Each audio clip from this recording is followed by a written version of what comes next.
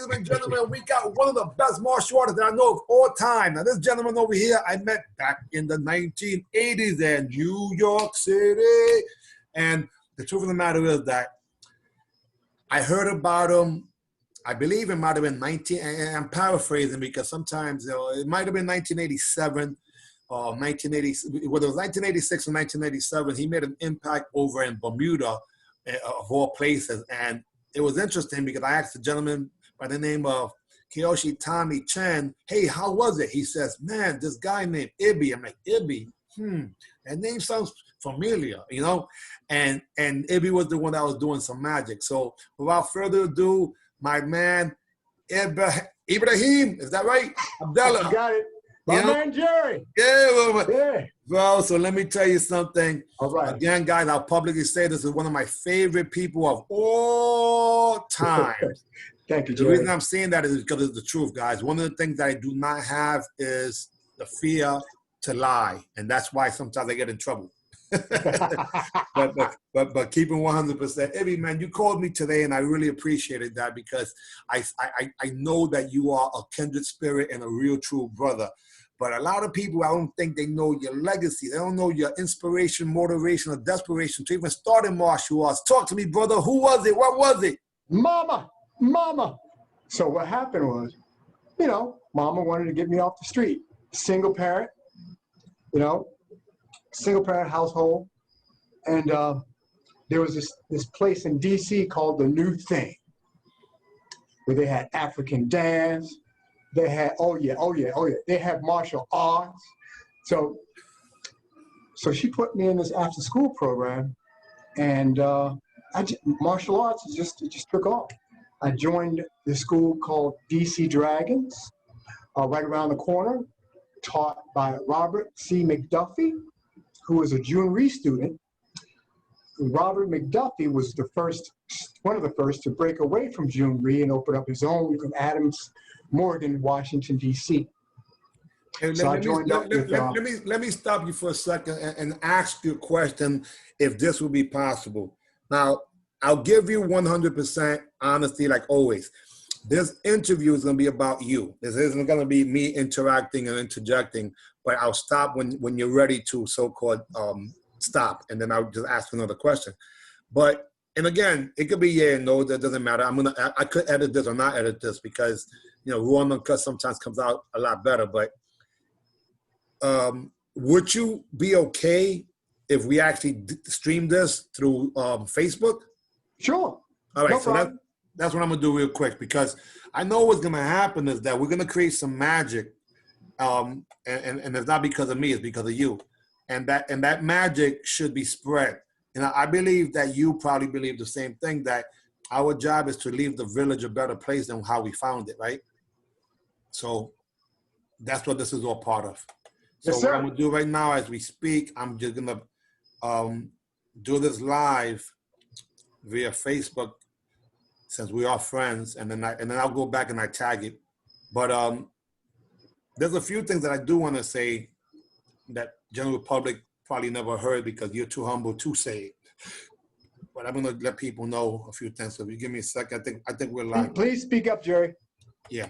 Well, yeah, I'm gonna definitely speak up. And again, guys, I apologize. I'm not sure why the audio is not working, but no one's gonna stop this. All right, guys. So we got one of my favorite people, Ibrahim Abdullah. When it comes down to it, Ibby, as we know, was explaining how he started in martial arts. Those of you watching live on Facebook right now, so if you don't mind, Ibby, let's just rewind just a little bit for the purpose of getting this on our family and friends.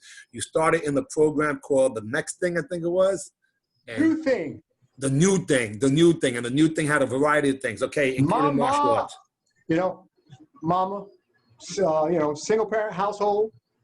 She wanted to keep me off the streets, So she put me in this program called The New Thing, where there was African dance.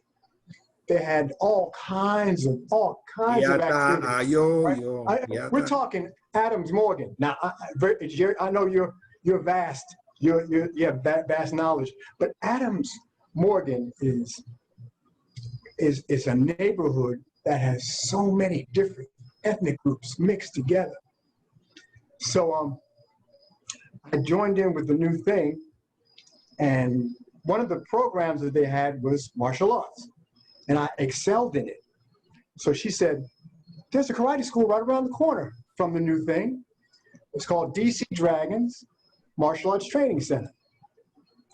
So I went to a summer camp at the DC Dragons Martial Arts Training Center and loved it. Loved it. 10 days, hard training. You know, they had a tournament at the end of that hard training. I just loved it. So then what year are we talking here? 71. 1971. So I was only 6 years old. So that's when I started, right? So here I was, loving it, running, racing the bus after school, literally 15 blocks to get to the karate center. Because I loved it, man. You know what I mean? I needed something like that, you know?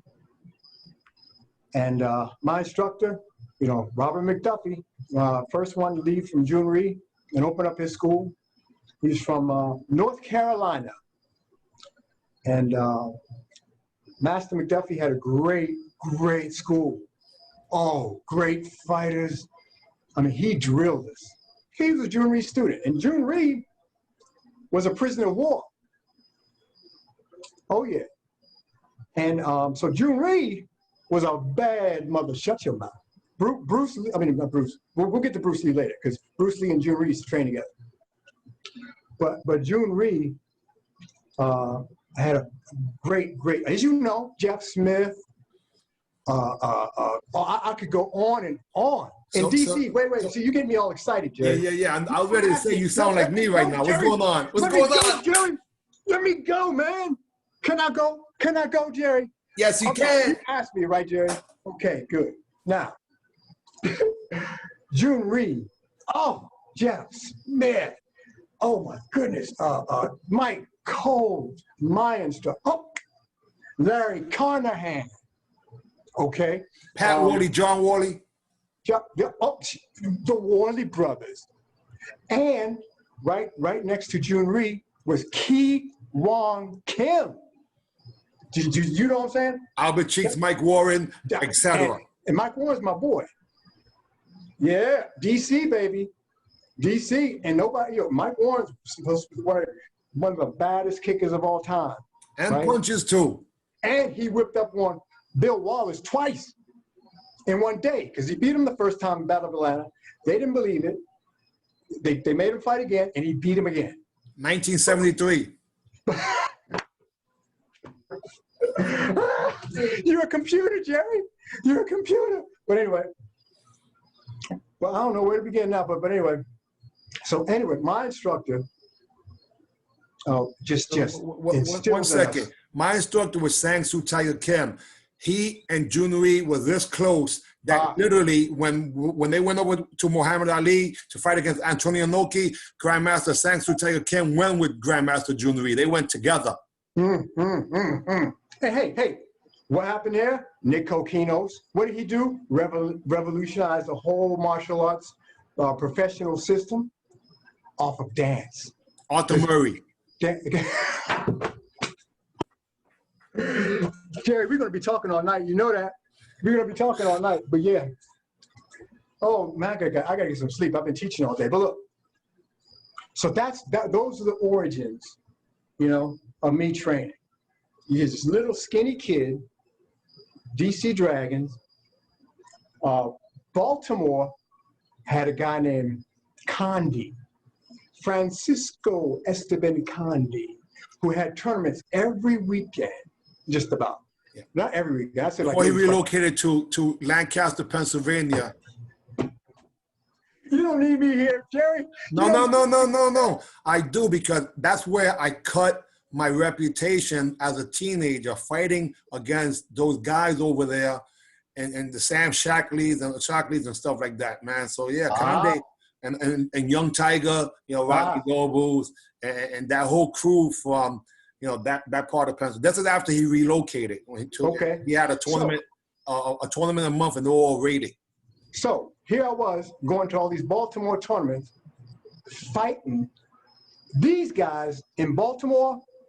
Henry Grant, help me out. Leroy Hopkins. Eddie Butcher. Fill in the blanks. And Eddie Butcher. Eddie Butcher. Bad. I'm talking bad fighting. And they went from point to kickboxing, these guys. From point to full contact. World champion, right? What's his name? Leroy Taylor.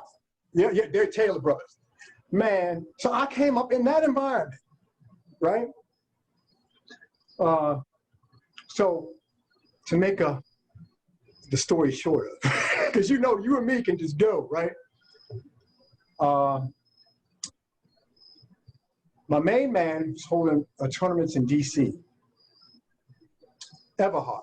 Robert Everhart, yeah. Rest in peace. Robert Everhart was holding tournaments in D.C. And three of them a year, 3 times a year. Yeah, and he had this tournament and said, hey, you win my tournament, you go to Bermuda. And you get the Oscar. Yeah. So I went, I won, I went. So while I was in Bermuda, man, what a tournament. Double going to Hans Island. Double. Yes, baby. Double elimination tournament. Oh my. So, I had on my red, white, and blue uniform. I was ready, man. I was ready to throw down, I was pumped. And so I did well. In Bermuda. Double elimination tournament. But yeah, that's but the roots of it. Ibby, you did more than well, damn it. So what happened was, the only thing different in Bermuda that maybe a lot of people weren't used to was that they had AAU similar rules with a kick to the back, and you took full advantage of that damn thing. Because I've seen videos about it. But hey, I'm a kicker, Jerry. Yeah, I'm a kicker, Jerry. I'm used to kicking in the head.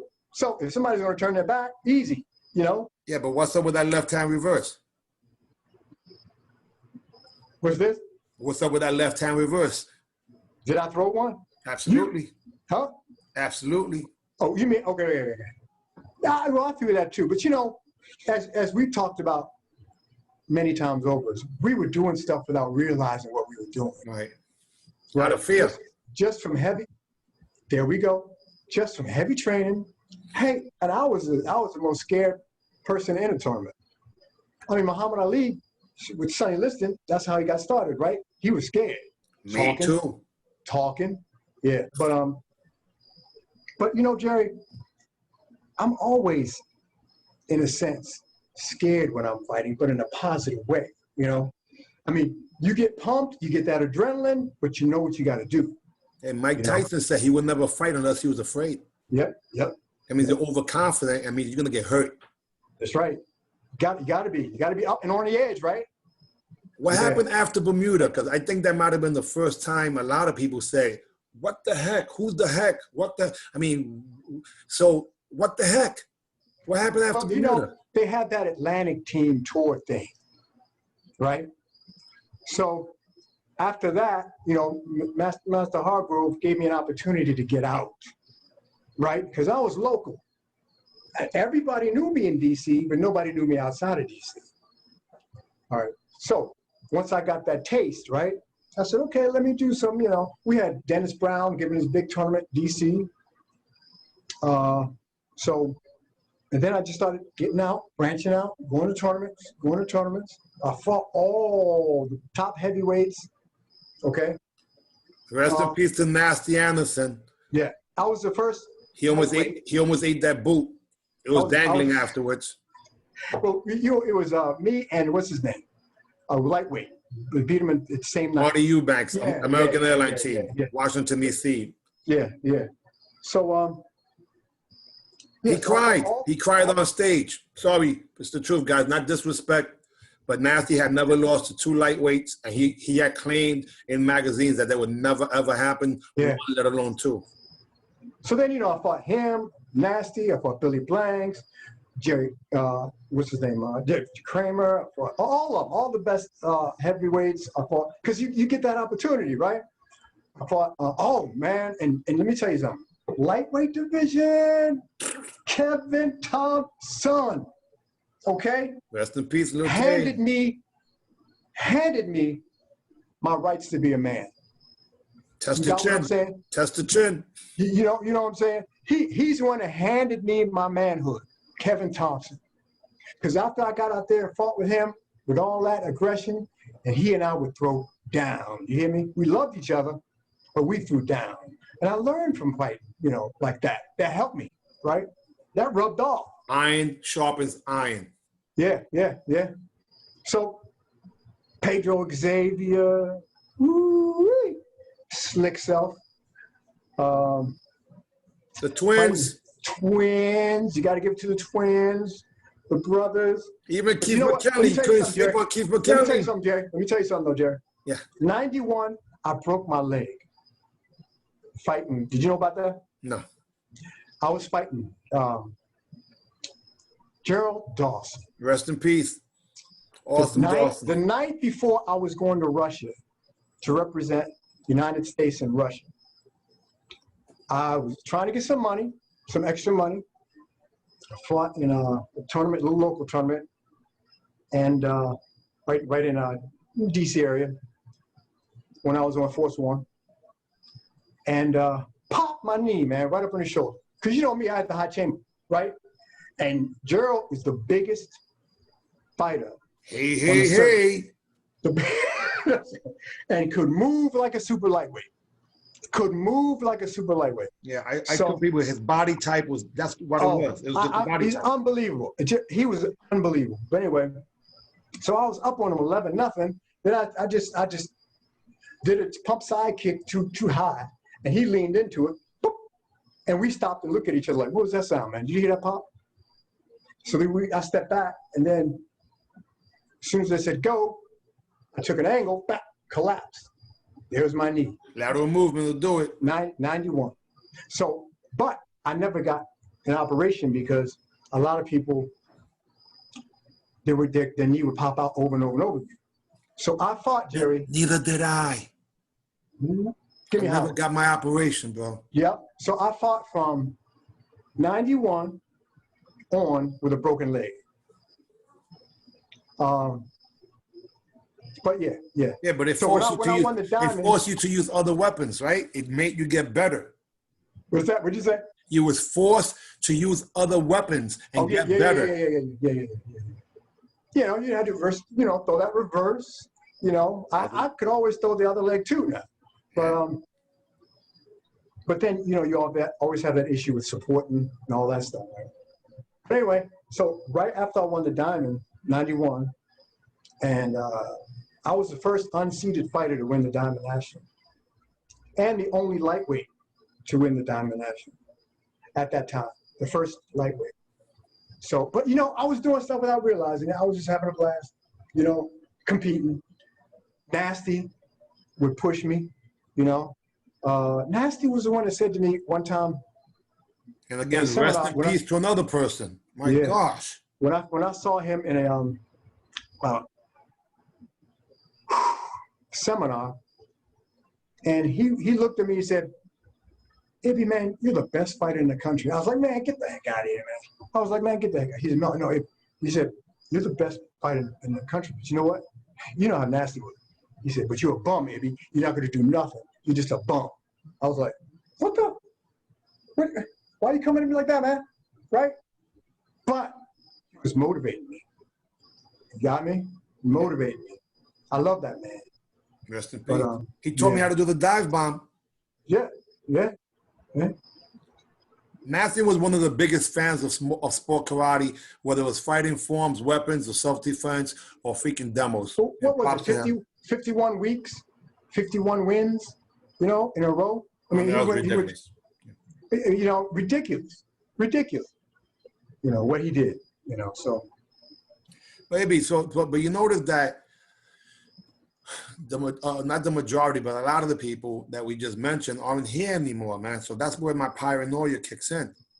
I wanna help people stay alive, man. And remembering what they've done is part of it. That helps with so many different things. You know, people going through some real hard times now, and if you can remember a time that you did things, well, that keeps you alive. Endorphins start pumping, and so on and so forth. But so if I were to ask you, who was your most difficult fighter, and who are you the most afraid of? It may not be the same person, of course. So, you know, we already talked about K.A. Nasty. But, you know, Mafia was scary. I mean, he was all muscle, could kick straight up in the air, had attitude. Mafia was like, so the day that I beat Nasty, I had to fight Mafia. Now, I hate the fact that I bowed down to him. I mean, it was only like 2-1. But if I would have fought him like I should have fought, right? I fought him again after that, and I was able to win. But I would have fought him that night. But the reason why I was able to do well the second time is because of what happened when I was just disgusted that I allowed myself to not fight my fight because I was scared. Don't, hey, Jared. Just a little. Don't fuel the flames, Derek. It was only 2 fingers. Don't. And you know, that's the crazy thing about it. See, Mafia Holloway, Anthony Mafia Holloway, to me, when we were both lightweights, I fought Mafia in '82. I was 16. And he was just 15 in the men division at a national tournament. And I got him. But the whole thing about it was that he was such a unique, you know, fighter. But I believe that a lot of the reasons why some of these people stopped being the same, because you never changed, was because when the teams came about, they started splitting money and doing things. So they didn't fight the same way against each other. So they messed up the nighttime finals if they were fighting against teammates, you know. That's where we lost our spectators. And I saw Nasty do that, you know. And respect. Huh? Yeah. And respect, yeah. Yeah. But when they see, well, anyway, so you mentioned Kevin, you mentioned Nasty. The most fearful fight I fought against was Billy Blanks. And because Billy did things I never seen anybody do. Well, let me tell you about Billy. When I first fought Billy, you know, ignorance is bliss, right? But I knew he was a bad dude. But we were in the Atlantic tournament, you know, the Atlantic tour that they did. So it was Billy, me, Nasty, and I don't know who the other person was. Right. I don't know. But it was us in the final 4. So Nasty had to fight whoever that was. And then I had to fight Billy, right? Now, Billy scared the crap out of everybody. So I was like, all right, Billy, have a good fight, right? When I went like this, Billy's whole freaking fist was bigger than my hand. And I was like, oh, yeah. But you know what I did? And you know this, I know, but see, what worked for me, and the reason why I did so well against heavyweights was this. Wide open. So I just, you know, pump side. That's what I was doing, right? Pump sides. That belly was open most of the time. So that's what I named Billy. So Billy was intimidated by speed because his advantage was speed compared to other people in the upper weight class. So that was his kryptonite. No, not taking nothing away from Billy now. Are you kidding me, man? Flip kicks. Oh, remember that Canadian guy who was fighting against? That wasn't that bad. I saw him grab the guy while the guy was upside down. He held him and hit him to the rib. See, that guy, he just let go of him. But no, I saw him stand him, like grabbed him like a piece of meat and punched him. I was like, oh my God, what is that? Oh, wait. Kevin Brewerton? The Jedi. Oh, did you see what Nasty did to Kevin Brewerton? Let me tell you what happened. I only went to one Bermuda. Kevin Brewerton. I mean, nobody can stop him, right? because when he got off, you can only hit him like trying to hit him over the top. So and he was up on Nasty like. Well, he probably dumped him. Did he dump him? Kevin Brewerton was like, so Nasty. This is the first time I saw Nasty do something nasty. Because Nasty is usually decent guy in the ring. You know, he's just back this first bump, decent guy. So Kevin Brewerton came at him, Nasty duck under, picked him up. Told you, dumped him on his back, and then punched him. And just drilled his head. So he did a double leg takedown and then punched him, right? I was like, no, this time he just picked him up. Oh. Over him, bam, and it was fell on top of him because Nasty was like, not here, not now. 240. That's when we were fighting for 5,000. Yeah, 240 pounds of muscle. So he King Kong'd them. After that, Kevin Brewerton was slow. Yeah, he was slow back, after I'm that. sure. Took his wind out. I looked around saying, wait, he can do that? Nasty can just pick this guy up and just power drive him to the ground. He can do that and get away with it? Well, that was, believe it or not, there was a cover of a magazine, Karate Illustrated, where he was actually hitting Sam Montgomery, but he did that to Billy Blanks a bunch of times. So he would go under the blitz, pick up, dump, and punch. Right. That's a double leg, which was allowed. But you had to follow up with technique. From Texas, those Texas fighters used to do that all the time. That's Ray McCallum. Ray McCallum. There you go. Ray McCallum did was that he went under and over when you would blitz, and then he would get to the other side. You know, those are to me, that's in the top 5 fighters of all time in my range, because when I look at what they were doing as compared to people in the 70s or even years after, there was a level of intensity that was just different, and their ability was completely on a whole other level. And even what Billy would do against a kicker, he would duck under, grab the leg. The supportive leg. Right, remember that? Oh, man. I seen Billy hit a guy with a 360 spinning hook, barely miss him, and then continue to a spinning hook and then knock him out. Jerry, I saw, this is one of the best techniques I've ever seen in my life. I saw this. Now, I can't do it, but I'm on my legs, but 360 axe. It's still in the air. Billy, you talking about, right? You. Oh. You forgot, man. I got you, Jerry. I got you, Jerry. I got one up on you. That's right. 360 axe. Well, the guy was 6'7", man. So what I was gonna do? There you go. One time we just sitting back, looking at videos. So, oh, Jerry's fighting. Let's see what he's doing. Let's see what he's doing. We were like, oh, amazing, amazing. That was because of Gerald Dawson. Gerald Dawson, rest in peace. He said to me, "I bet you can't kick him in the head with the same foot twice." So I hit him with a punch first, and I'm saying, damn, now that I punched him, I'm going to have to kick him, but I'm going to have to draw him in. So I flanked him, reverse flank, so he came at me, and I hit him with the 360. But the next technique was interesting because since he was 6'7", he used to throw the axe kick.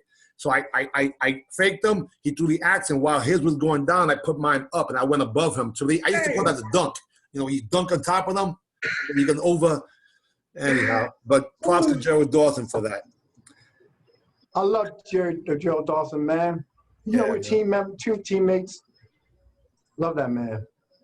And his son and I speak pretty often, and I'm sharing whatever I can. His son and I, you know, we love each other too. I mean, his son used to come out and train in my school with his dad all the time, and he used to get out there and fight with everybody. He just wanted to get out there and fight with everybody. Hey, for those of you who don't know, Mr. Abdullah and myself were on the team for one tournament together. And that was Prestige. We went all the way down to Virginia to work out, or Maryland, I should say. And Garth Benz came with me during that time. So Prestige, when Exotic got on the team just for one event, just towards the tail end of that. But that was real cool. Yeah. Hey, so let me ask you this. On the female tip, who would you give props to when it comes to female? Endless. It's endless. Nikki Carlson Lee, baby. Are you kidding me? Nikki Carlson Lee with the axe. Arlene Lemus winning the gold medal in 1988, the first gold medal given in the Olympic Games. And then the tape broke and she started singing the national anthem. Isn't that something? She started singing the national anthem, man. Of course. Come on, Linda Deli. Oh my God. You got fighters today. Linda Deli could play basketball like a demon too, just so you know. Hey, Play some ball, man. She and I went out, man. It's cool. I hung out with Linda Deli. She's cool. To me, the reason I put Linda on the top of the pile only because her longevity. Like, people didn't realize when she's fighting against Nikki was 15 years old when she was on the American Airline team. And as big as she was, because we won that. Remember, it was Nikki and Brenda, who ended up becoming Lee afterwards, but not the same guy, you know. South Carolina, baby. South Carolina. Yes, what's his name? South Kakalaka. Who's the guy? South Carolina, you know. Well, there's only one guy who had three. Marty Knight, baby. Yeah, but it was a guy, Geneva. No. So let me give you the breakdown. Marty Knight was the instructor of those two girls. I know Marty. Right. So Marty's instructor was both Mike Genova and Keith Vitale. Right. So that legacy. Keith was cool, man. Yeah. Keith came up to me one time after fighting. I didn't know who he was. He's like, "Damn, man, you got skills." I was like, "Who's this guy?" Right. Oh man, yeah, Vitale. I mimicked Vitale reading his book. That's how I started doing fadeaway techniques. Another guy that I learned from out of that school was Joey Shiflett. Oh, come on, man. Slick Joe. Guys, rest in peace to Jerry Prince, too. Wait. Jerry didn't leave. Did Jerry? Recently. Oh. Exactly. Not even, maybe 2 months. Yeah. But that's why my mission is to try to help people stay alive, because I can't handle it. You've always been like that, Jerry. You know, and let me tell you something, people out there. You know, Jerry got a bad call. You know, a lot of people don't understand Jerry. See, I knew when I first met you, Jerry, that you were brilliant, that you had a mind that was different and unique. And see, too often people, they want to make fun of you. They say, "Oh, is Jerry getting his medicine?" And I always took that to offense, because I knew you were brilliant like that, and you didn't deserve that. You know what I mean? So I just wanted to say that. I forgive them, because I don't know if I would have thought any different. I would take it personal. What the heck, man? You know, because the truth of the matter is that what they're saying is that if they acted like that, then that would have to been the problem. But no, I mean, I love martial arts in any capacity, any style, didn't really matter. If I was participating, great. If not, I was spectating, let it be. But I appreciate that, and I apologize to anybody out there who had to fight for my honor. Apologize? What you gonna apologize for? For anyone who had to fight for my honor, because I know a lot of people had some heated words with some people protecting my honor. So, and then those who didn't understand me, I apologize to you too, because that wasn't my intentions, guys. What I'm saying is this: I was a happy kid to get away from the Bronx during the weekends, so like that I would still be alive when I got back home, because I was a father at age 17. So at least I get a chance to be alive, because when I would come back every weekend, somebody else was gone. You know, so that's how martial arts saved my life, because I occupied my time with something positively. And you said something that was very interesting. When you hurt your knee, was because we can actually earn some income at local events. So this was our side hustle. You know, the side hustle, you know, was something that was interesting. We had a chance to go fight on the rules, but not be a stick-up kid and get paid. So that was one of the ways to rob people without going to jail. But what a lot of people don't realize is in 1988, when I joined EFC, Education and Funding Company, we both did. There weren't too many people that I can identify with who were already there.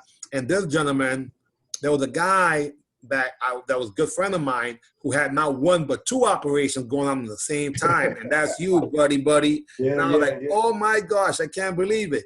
You know, this guy, I had no idea. You know, props to Dan Magnus, I believe he might have been a person that had something to do with that. Probably after his heart operation. Another jewelry guy. Dan was rugged.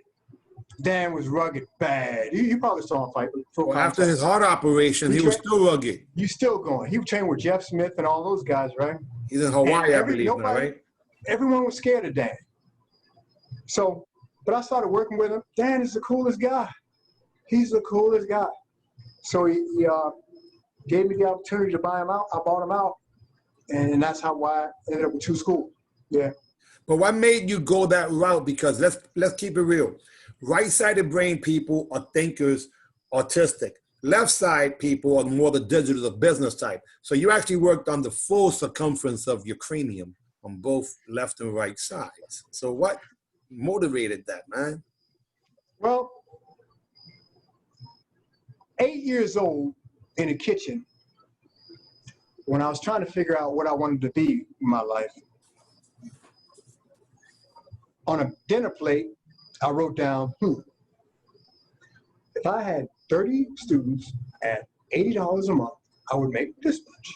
If I had this amount at this, that's the way you can make a good living. You can make a good living. So, plus I loved my instructor so much. He was a role model. I wanted to do that, you know. Props to anyone who came from the jewelry operation because of great Grandmaster Jun Rhee. You were able to understand based on a role model that it was possible. Yes. A lot of people didn't have that. They didn't have that example. Yes. Ibby, what still keeps you motivated now, man? Well, you know, why do you train? To get better, man. Improvement. There we go. Self-improvement, right? Compete against yourself. We are in the self-improvement business, right? So that's what it's all about. You know, you can make it better. Why do we do forms, right? Why do we compete in forms? Make it better. Why aren't you pregnant? Why aren't you pregnant like I used to be for a few years?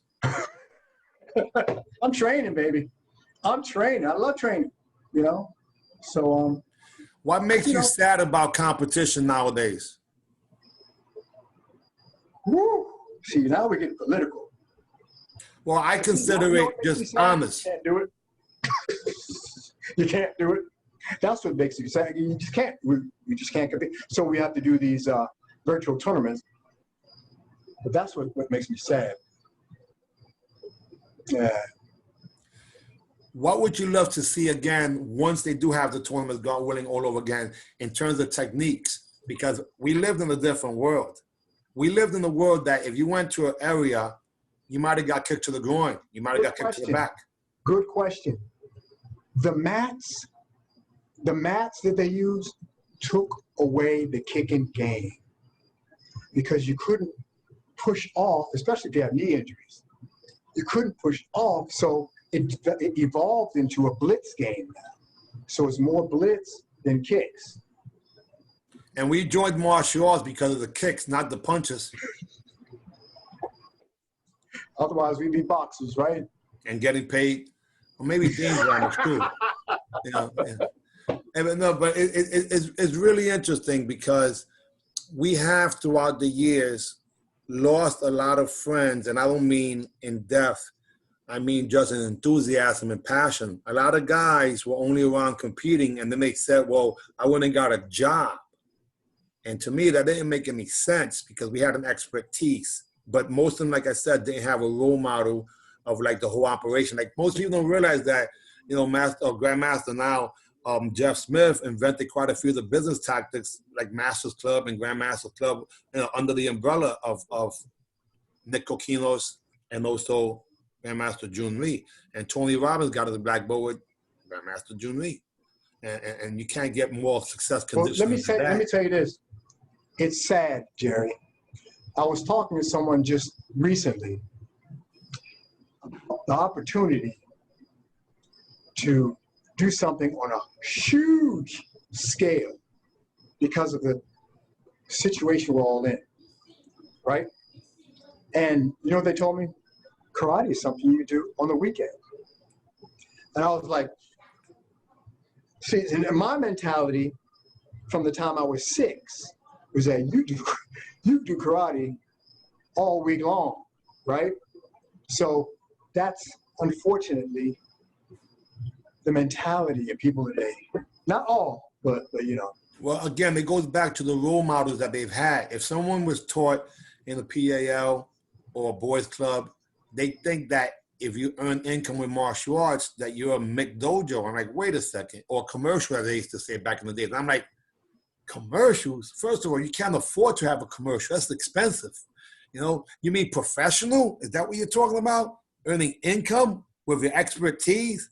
So you mean to tell me that you're going to take your child to a part-time doctor or a part-time dentist? You mean you're going to take your, what would be, go to court with a part-time attorney? If you're going to be a part-time whatever, you're going to get those part-time quality. That's what I always believed. Jerry, by the way, there were only 2 people that reached out to me when I was competing, made me feel good. Of course, you, when the first time I met you, and we were just cool, man. People, let me tell you, Jerry and I, people don't know because they don't know. We hung out, man. Ibby, you're gonna mess up my reputation, man. But the one that Anthony Price, man. I mean, he's in the ring. He's a bully, but he came up to me one time. I was doing. He just killed a groundhog the other day because they were eating up his lawn or something like that. He has it on video. He came up to me. He walked me in like a brother. First time I started going out to tournaments. He said, "Man, you got a good form." I was like, "Oh," but then you get to fight him, and he's trying to kill you. Yeah. But like you were saying earlier, it's because of fear. That's right. Now, Nasty said that his hardest opponent wasn't Billy Blank. Yeah. Mm-hmm. It was Anthony Price. Yeah. Because remember, this guy could kick for real, and he's 6'4", and that axe kick was no joke. But he could still blitz you, so he had the package: left side, right side, diversity. Coming from Cincinnati, didn't have the fear. And plus, tall, thin people are usually dangerous in the ring. If they know. There's evidence to a lot of good ones that have. So, but how did you do against those tall ones? You want me to explain why? Yes, sir. So the general public can understand why. Again, the tall fighters, body was open. I would hook under the leg, use my speed. I would let them come at me, duck underneath, hook underneath. But so basically, they're bigger targets. There you go. As long as you're not afraid and That's run, right. Be afraid and go in. Now run the opposite way. Towards now AP is the only heavyweight that I did not win, that I beat. AP. I fought him once in a team competition. It was like, I don't know, maybe 3-2 or something like that. But AP, he's bad dude. Or because, again, and I concur, no diggity doubt about it. Man, there's so many freaking, okay, who do you see after what would have been the early 90s, late 80s that stuck out to you? There's 2 people in particular that I feel are my favorite 2 of the 1990s. And if you don't mind, I'll say it first. Brian Ruth, of course, because he's a little kid from the 1980s. I love Brian. Ruth, you know what? You know what's funny about Brian Ruth? His approach to sparring is a lot like mine. He fighting. Front leg, leap blitz. Front leg, leap blitz. A lot like mine. Pedro. Yeah, that's the second one. So to me, those are the 2 guys that I loved. No question. But nowadays, with Raymond Daniels, you got the Jotties, you got the Raymond Daniels, you got the Jason Pirelli, you got the Mike Pomberos. Yeah. I mean, fighters, man. Well, I'm a little biased because my student Mighty Joe did pretty well. Gene Boogie Frazier and Exotic. Oh, of course. Mighty Joe Rivera, Gene Boogie Frazier, and Exotic. All the guys on your team, we were all tight. All the guys on your team, we were all tight. Because they knew that you and I were cool. And so. Real recognize real. Huh? Real recognize real. Okay, there you go. So we were all cool like that. Yeah. Is there Boogie was bad. Boogie's axe sounded different than anybody else's. So you're talking about how Mike Tyson's when he hit the bag, it sounded different from anyone else. When Boogie did an axe, it just sounded different. Yeah. It echoed.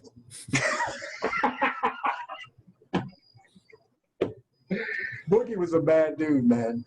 He was bad. It's kind of wild because they were all your boys. They were all your boys, man.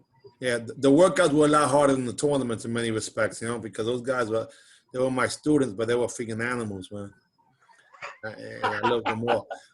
Now, what I'm happy to say is that both Boogie and Mighty Joe, probably my number 1 and 2, and then in between there you got Exotic. They also learned business skills on a whole other level too. Up until recently, Mighty Joe was doing 6 figures a month for over 15 years. A month. That's the operation that I sold him. He upgraded it, of course. And Boogie, not as successful, but definitely 5 figures a month on the high end for well over a decade plus. So I'm proud of that, because I think the only other operation that can say that is the descendants of Grandmaster Jun Ree. That was able to do both, not just be the performers but the educators. Carnahan built that empire out there, right? He was in the Jun Ree stable for a while. Yes, but the main person is JW when it comes to that group. Initially they were called Jun Ree Mid-America, and they come from Texas, including the DC Bomber. What's his name in Texas? What's that guy's name again? Alan Steen. Alan Steen. Do you know that Jun Ree's first black belt whipped Chuck Norris? Alan Steen, 1966. Yeah. 1966, the Grand Championship at the Long Beach Internationals. I'm the one that posted it on Facebook. He had that sneaky step over kick. He had a step. As soon as he would step, he had a little hesitation. He throw that round kick, score. He ripped what's his name? Joe Louis. No. Yeah, Joe Louis and both of them. He ripped Joe Louis and who's the other guy? Chuck Norris. Chuck Norris. Yeah. So Alan Steen was an actual classmate of Grandmaster Jun Ree in Texas, and then he became his first black belt. So his descendants are known as Taekwondo, because these guys were doing some next level stuff from the groin to the head. And when you look at people who are descendants, like the kid, which is Ray McCallum, his instructor was Demetrius the Greek Havanis. Yeah, I heard of him. Cliff Thomas was a student of his too, and Troy Dorsey, who was able to win world championships in point karate, continuous contact, full contact, and boxing. Plus his brother too, and Rudy Smatley, and on and on and on. And these guys are all from the same legacy or lineage, and it goes back to your cousins in the martial arts world. I should say brothers, because they're Jun Ree descendants. Right. But most people don't realize that. But another guy who was also part of what would be the Taekwondo legacy that really came out of left field when you think about it is Grandmaster Joe Corley. The guy, people don't understand, rated top 10, 1967, fought 1975 for the first title defense against Bill Superfoot Wallace. He won those matches, in order to lead up to it. Bill Wallace didn't lose, right? Bill Wallace was one of the first ones that didn't lose at anything, except when he fought Mike Warren. Right. Right. That videotape is owned presently by my buddy Gerard Robbins, who has the World Taekwondo Hall of Fame, and he put a little teaser on just a few weeks ago. We were studying it one night. Mike Warren. So we were looking at the fight. Was Albert Cheeks there too? Albert wasn't there. So we were watching the fight. But you know something about Mike Warren? As flexible as he was. You talk about flexibility. Mike Warren, his leg, he would do side kicks, not here, but behind his head. But anyway, Mike Warren had the fastest reverse punch ever. Yeah, let me explain. Let me say, he beat who's Chuck Norris' student? Howard the Flash Jackson. He fought Howard for grand champion at the Battle of Atlanta. 1973. And so Howard got off first. Mike Warren hit him underneath, but you couldn't see it. Because he was hitting him underneath, but Jackson threw 3 punches. He always leaded with the backhand, and he would throw 3 punches. Yeah, so his blitz was continued. His blitz was 3 techniques instead of 2. Right, and Mike was under like this and scoring first, but nobody could see it. They see the initiator. Mike Warren's reverse punch. I think his reverse punch is his best technique. Yeah, but he would jump on people too sometimes with that over the top. Yeah, yeah, and he would jump backwards on it. Yeah. He would jump away and do it. Yep, yep. Yeah. And again, that gives props to what would be Kiwan Kim because Chief can do it also. Mitchell Barber could do it also. There's a lot of guys that I mean, these guys and out of that stable, Kiwan Kim, and look, he was Korean guy teaching Japanese martial art. That's unique. A Korean guy teaching Japanese martial art. You know what? Just so you know, guys, there is one other person, but we don't know him as a Korean, even though he is Korean, and his name is Masuyama. Masuyama is really Korean. His last name is Choi, just so you know. Oh, really? Most people don't realize that. Masuyama was adopted by a Japanese family who spoke to him in Korean, and he changed his name to Oyama for the family, but his really name is Choi. That's why when you look at Kyokushinkai, it's really Taekwondo. But for all the world, guys, those of you who don't know, the Pinan forms are the original forms of a lot of the so-called Taekwondo are known as Taekwondo today, and those are really Heian forms. Pinan forms are Heian forms. And, that's before it gets all political. That's when we trained in what would have been Tang Su and Murakwan before they used the universal name of Taekwondo. For what it was worth. Hey, so listen, it's presently maybe past our bedtime, possibly, and I don't want to take too much of your time because I could go here for 2 days and a half. And I mean, literally. But if you could give me about another 5-10 minutes, I would really appreciate it. Is that possible? What's this now? If you could give me like 5 or 10 more minutes. Of course. All right, cool. All right, so hey, this is like the old days where we talk all night. You know something? It's funny because I wish we would have had, like I said to you this afternoon, I want to record this for us to benefit, because if 10, 20 years from now, if we're blessed to still be alive and get a chance to see this, we'll be like, man, remember that time? We'll be, look at this, you know what I'm saying? So we have to use these tools to be able to keep ourselves going, because the truth of the matter is that there's a good possibility that there's more water in the past than there is in the future for us, but the quality can increase. We can increase the quality. And I'm sure that, how about, let me ask you this. You have had quite a few phenomenal students. And if there's any few that you want to mention and give their props and shout outs or what have you, can you just mention a few of them? Oh, wow. Oh, well, there's a lot of them. Did you know my student, Dino Martinez? I used to tell him all the time. I was like, he reminded. Absolutely. You hear Dean Martinez was a bad dude. Jessica Robeson. Yeah. Bad. I can go on and on. Right now, I've got a student you met. Yeah, that's right. Yeah. Young lady. Yeah. Huh? What is that? A young lady in Atlanta. Yeah. She's bad. Rachel Sunshine, bad. Whew. But I've had some great students. Well, there's one in particular that mentions you with so much love. It's freaking phenomenal, and I appreciate it. And I'm not sure to what capacity it was, but Mike Toe is the one that's always. That's my brother, Mike. I just take him for granted because he's my brother. You know what I mean? Mike and I grew up together. We like you and I, we would talk all night. We train together. We work together. So Mike's my brother, man. Yeah, Mike Toe has always waved the Ibby flag harder and louder and higher than anybody. That's my brother, man. That Mike is like my brother. But you know what? I had an interesting situation. A student. I think I can leave you with this. Because as instructors, you never know, right? You never know who you're teaching. So Bruce Lee's great-grandfather was the wealthiest man in China. Ho Tong. He's the guy who made it possible for Great Britain to go into Hong Kong.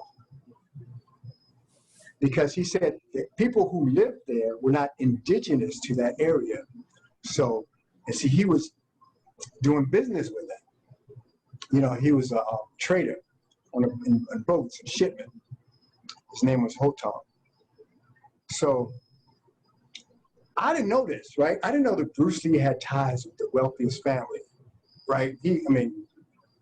But what happened was Bruce Lee's mom was Ho Chung's great niece or something like that. They didn't like the fact that she was going to marry Bruce Lee's dad. So they cut her off. She was an actor, so why marry an actor? They cut her off. So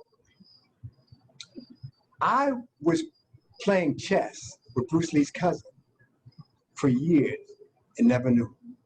Isn't that some crazy stuff? He was my student, one of the wealthiest families on earth. But just goes to show you, got to be nice to everybody. Yeah. Well, listen, my brother, I love you, man. I appreciate you. And I think that we can honestly, in the future, if possible, just revisit this, maybe with some specific subject matter so I can tap into some of your expertise.